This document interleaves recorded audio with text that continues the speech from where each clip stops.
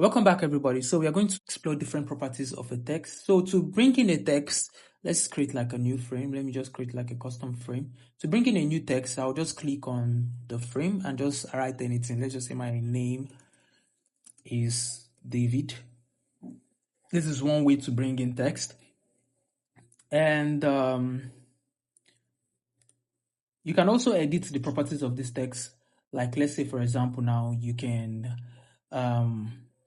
increase the height, you can increase the width. So one thing about text is that you can't edit text the way you edit your shapes and the rest. Like if I try to increase or reduce this diagonally, you see it doesn't work. The text will just keep shrinking until it just has like one text per line. So that's one thing about text. You can't edit text like that. So the best way to edit text is just to, so if you see currently, this is like a fixed size, so it means like you can customize the sizes in every way you want it. So you can change this to like 2000, you can increases, you can change this to like 300, and you see it just keeps increasing. And here this is like for auto height. So once I click on this auto height, it just immediately clips the whole text, the whole text that is currently inside of this. So, or you can also use auto width, which will actually clip everything. So the auto width is a very good feature because once you just click on the auto width and then it just clips everything. So that's one way to edit text. So the next thing we are going to now talk about is, let's go over here and now talk about the different properties of the typography. So that was more of like what we talked about here is more like the layout and everything, how to actually edit the layout and everything. So now we're going to talk about the typography and every other element here. So to talk about this element, let's try changing the font.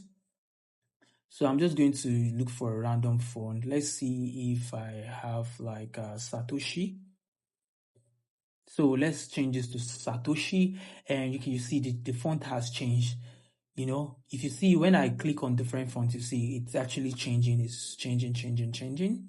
So this is where you can change your font, and you can also search up the font, and you can also change the font size, the weight of the font. You can change it to regular here, or you can change it to black, or you can even have it at light, italic, and whatever way you want to actually have it.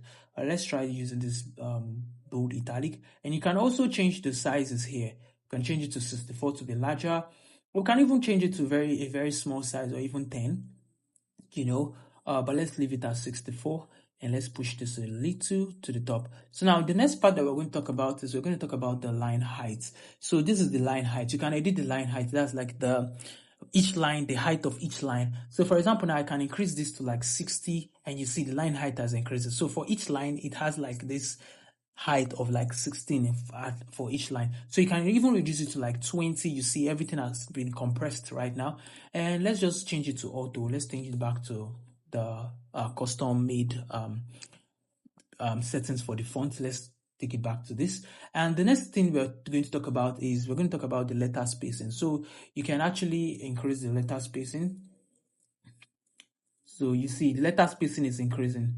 So if you look very well, you see that distance between these letters, or you can also drag this. You can also drag this backward. So you see, the more you increase it, the more it increases.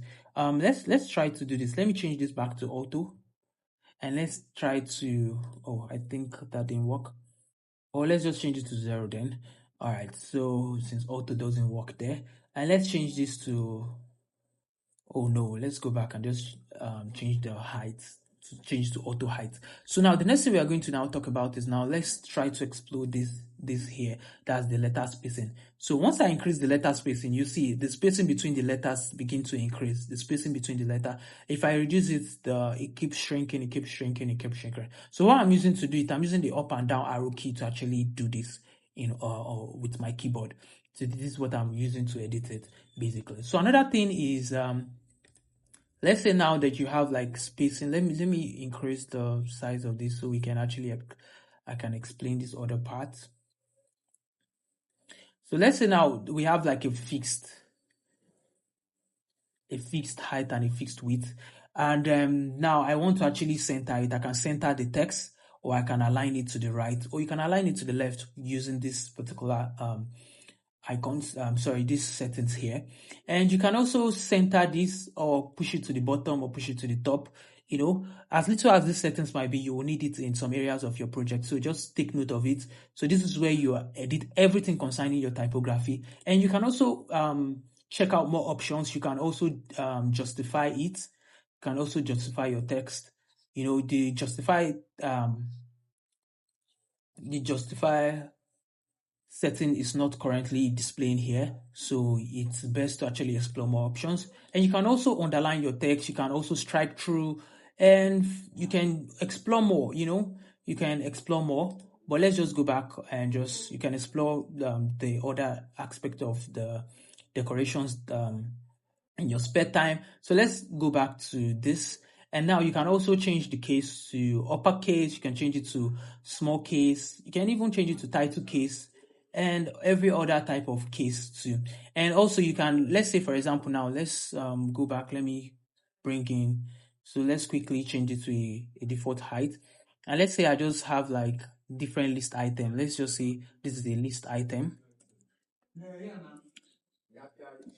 And let me copy this and paste and paste and paste and paste. So now let's say this is a list item now and I want to add numbering to it. One way I can do this is just come here and just add bullet points to it. Or I can change it to numbering. I can number it.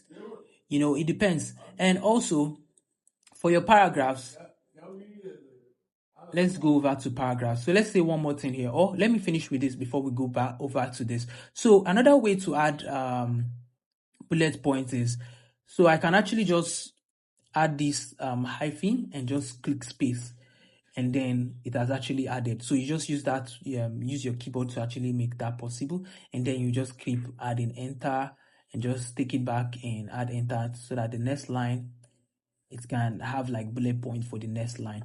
So that's that for that. Another thing I wanted to talk about now is the truncate text. So Figma just introduced like this truncate text. So the truncate text can actually be used to, let's say for example, you just want a certain portion of a text to appear instead of having the whole text present. This comes in handy in various cases.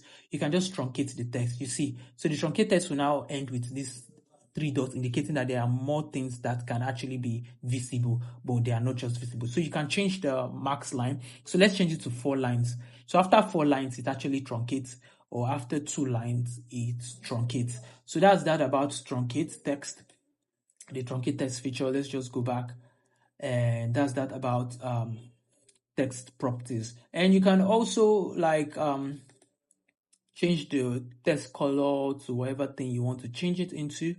So it depends. And you can also change the opacity, and you can, if you turn off the color, obviously you're not going to see anything. So that's just it. So that's that for text. So see you in the next video.